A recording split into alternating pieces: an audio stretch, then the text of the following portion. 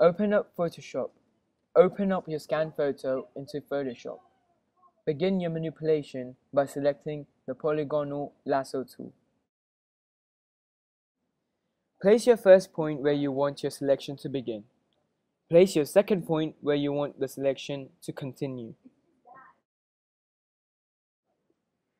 When you complete your selection, double-click on your last point to create the running ants around your selection. When you have created the selection and you have running ants running around your selection, click Edit and then click Copy. Edit can be found on the top left corner. Create a new page. To do this, click File and then click New. Leave all the options as they are and click OK. File can be found on the top left corner. Paste the copied image into this new page. Delete the background layer, then click the layer which contains the image.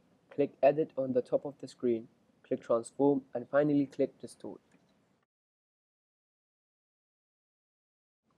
Grab one of the corners of the new selection box that has appeared around your image and manipulate it to fit your screen. Do this with all the corners, as it might take more than once to manipulate it to fit the screen. If it goes wrong, click Edit and step backwards. Select the Quick Selection tool, which can be found on the sidebar. If the icon shows the magic wand tool, then left-click on the icon and hold down the button for a few seconds, then select the Quick Selection tool. Then create a new layer by clicking the Create a New Layer button, which can be found in the Layer menu on the right. If it is not there, click Windows on the top toolbar and click the Layers button to make this layer menu appear. Use the Quick Selection tool, click on an arrow to select it. You should see the running ants around your selection. Continue to do this for all the arrows. When you have selected all the arrows, click the Paint Bucket tool. If the icon is not showing, hold down your left button on the Gradient tool icon for a few seconds until further options appear. Click Paint Bucket tool. After you have selected the Paint Bucket tool, click the color palette and choose your desirable color. When you have chosen, click OK. Then click inside one of the arrows and all your arrows will turn the color you have picked. Make sure you have used the Paint Bucket tool on layer 2.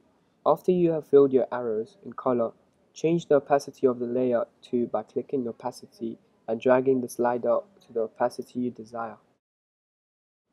Create another layer, select layer 1, and using the lasso tool again, create a selection inside the black lines, but outside the arrow so that you select only the dark blue background. When you map out your selection, double-click on your last point for the running ants to appear. Click the eyedropper tool and click on the dark blue background. This is so that you select a relatively close color to one as the background. Make sure you're on layer 3, then click the brush tool. Now change the opacity of the brush by clicking the brush menu at the top and sliding the opacity slider to the opacity you desire. Then adjust the size of your brush and paint over the whole thing. Don't worry, it won't go out of your selection. This is how it should look after you have used the brush tool on it. Click the select button on the top bar and click deselect to remove the running ants. You can also click Ctrl D on the keyboard to deselect. Create a new layer. Select the arrows like before in layer 1. Once you have selected the arrows, make sure you're on the new layer when you do the next step. Select a brush tool with a pattern. You can do this by going into the brush menu and change the opacity to what you want. Then just draw inside the arrows any way you like. Create another new layer and using the brush tool again with the opacity of 65%, paint the whole canvas black. Select your layer 5 in the layer menu and drag it down to the second last layer. This will make the black lines darker. Now it's time for the final step, add text. Click the text icon on the left sidebar and select either horizontal type tool or vertical type tool. Change the font, color and size to whatever you want and then click anywhere on the picture. Start typing and you will see your text appear on the screen. To change the style of your text, highlight it and click the warp tool, which can be found at the top of the screen. Choose what warp you want and play with the options to change how dramatical your warp will be. You can adjust the text after you finish typing. You can move it around, change the size, font, or style. You can then move the text around using the Move tool.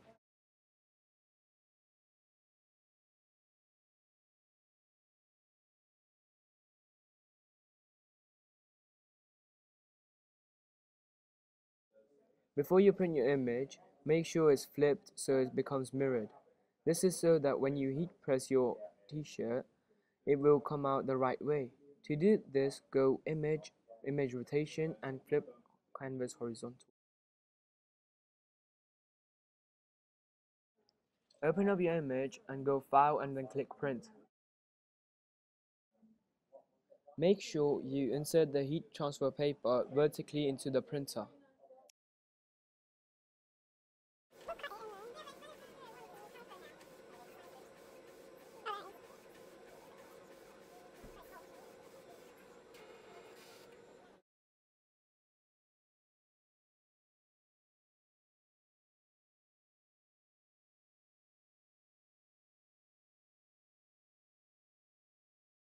First, iron your shirt. Put a piece of paper over it so it doesn't get dirty. Iron the whole shirt. Go to the heat press machine and push it to one side.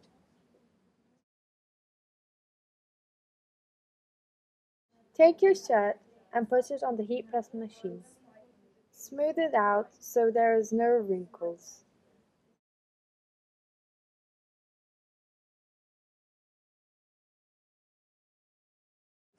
Take your image and place it on the shirt face down. Smooth it out onto the shirt.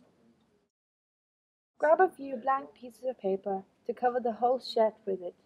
Do this so the shirt doesn't get dirty whilst heat pressing.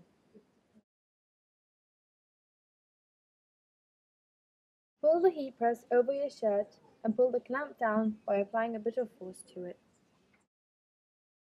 Make sure the heat press machine's temperature is around 180 degrees and put it on for 26 seconds.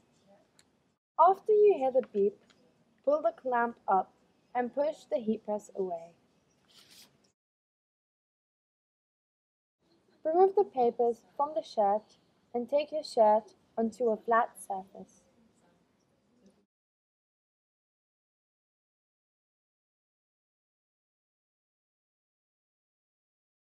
Grab a corner of the transfer paper and pull it off the shirt slowly.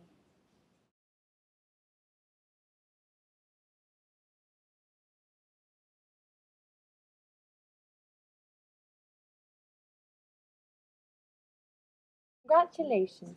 You should end up with your final design on your shirt.